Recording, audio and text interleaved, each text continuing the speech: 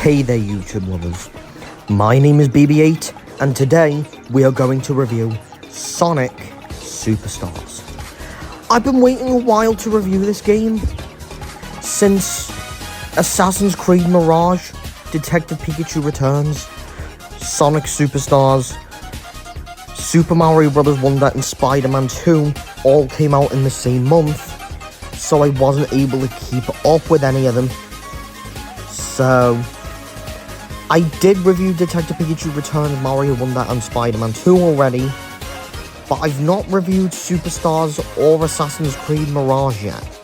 So I thought today we'll review Sonic Superstars. So without further ado, let's get into it, shall we? And just as a quick warning before we get into this video, this review does contain spoilers for Sonic Superstars.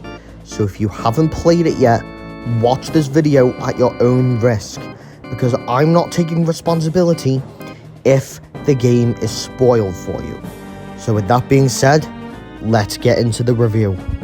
For the gameplay, Sonic Superstars reimagines Sonic's classic charm in a modern gaming fashion, as Dr. Robotnik and Fang the Hunter plan to exploit giant animals. Sonic, Tails, Knuckles and Amy must run, fly, punch and thwack across 12 vibrant zones to stop them. The game showcases 26 acts brimming with classic platforming challenges and diverse environments. Each zone offers gameplay mechanics tailored to Sonic, Tails, Knuckles, and Amy.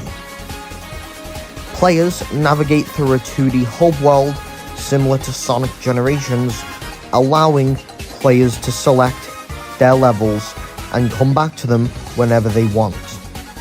Special stages offer Chaos Emerald hunts and unlock character-specific super forms, enhancing the experience. While the absence of traditional lives may reduce the difficulty, Sonic Superstars presents a nostalgic homage to Sonic's legacy, combining classic elements and modern twists. And I feel like the underutilization of Chaos Emerald abilities within the main levels might risk players forgetting that they even exist by the time they get to the end of the game. Because I'm not gonna lie, I do feel like the Chaos Emerald abilities were a bit forgotten, to be honest. And the absence of a life-based system does detract slightly from the Sonic Classic Challenge. For the story, Sonic Superstars starts with Eggman and Fang the Hunter hatching plans involving giant versions of critters like Picky, Flicky, Rocky, and Peppy. The storyline consists of the main narrative, Trip's quest, and a showdown against the Black Dragon. Sonic and his crew run through a variety of zones, such as Sky Temple, Cyber Station, which is my personal favourite despite the lack of levels it got, and Speed Jungle. The diverse cast, including Amy, Knuckles and Trip, adds a bit of depth to it, offering unique perspectives amid the battles against Eggman's army. The attention to detail in the level design and encounters is commendable, with transitions between zones keeping the experience fresh. The storylines are similar to each other in terms of the level design, particularly in Trip's journey, which does enrich the game. This does take away the need for Trip the Sun Gazer to get her own spin-off game. Despite Trip the Sun Gazer being the best character in the game, I feel like with Trip getting her own storyline here, She doesn't really need her own spin-off game for this. And the climax, where Sonic transforms into Supersonic Sonic to face the Black Dragon, delivers a breathtaking finale, integrating teamwork and character arcs for a satisfying conclusion to Sonic Superstars. For the online and multiplayer, Sonic Superstars is the first 2D Sonic game to include local and online multiplayer. The local multiplayer allows for 4 players to play as either Sonic, Tails, Knuckles, or Amy. I like the idea that 2D Sonic games are implementing multiplayer, but the way it was executed here was a bit frustrating, because the camera randomly switches between random players, which makes it difficult to control your player if it's off screen. And from what I've heard from the recently released Bluey video game, and yes, I do mean Bluey the Australian cartoon with the dog in it, but there is a similar issue to my knowledge from the Bluey game. But don't forget, it's from Outright, the studio we don't talk about, so let's get that out the window. And it's not like New Super Mario Bros. Wii, where you die if you go off screen. And I do hope they fix this in a future Sonic game to feature split screen instead, which does sound a bit less frustrating to me. And the online, I feel like anyone can easily abandon it after one match, due to its mini-games being a bit lackluster and the servers feeling a bit dead.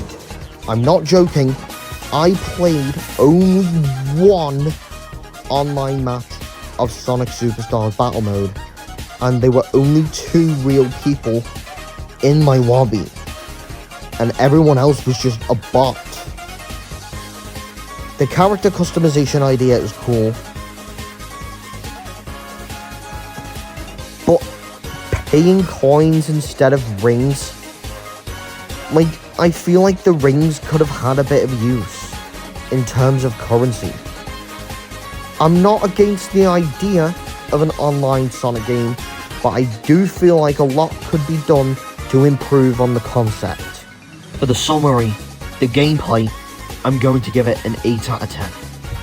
The gameplay is enjoyable, but I feel like it isn't there with Super Mario Bros. Wonder, because the Chaos Emerald abilities do feel a bit forgotten in a way.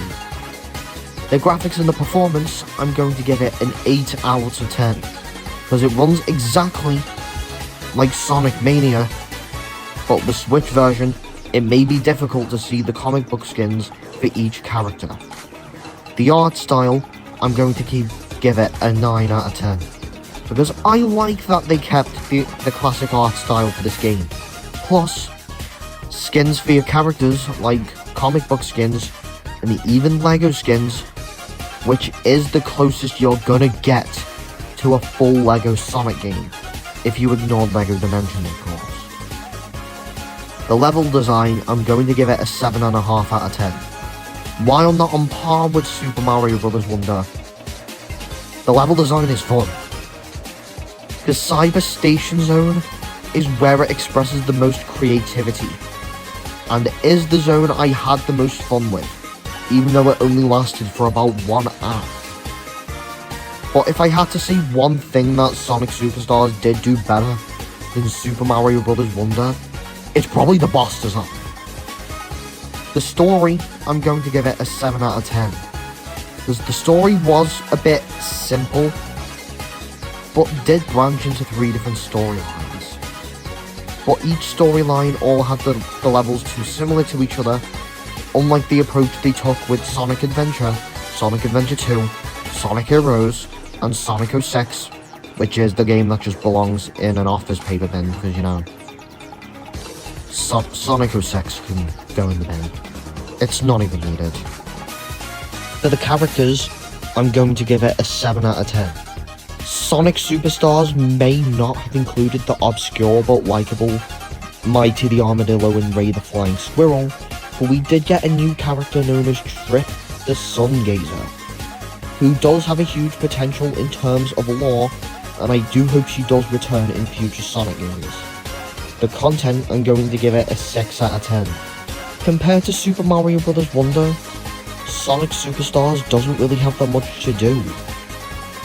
It only has 26 levels, compared to the 152 that Wonder has.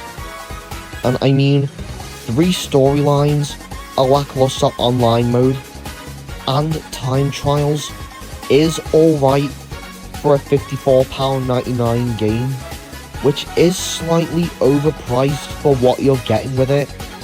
But really, I feel like if this was double the price of Sonic Mania, that would have been fine. But I just feel like the game was a bit overpriced in my opinion. The online/co-op, I'm going to give a 6 out of 10.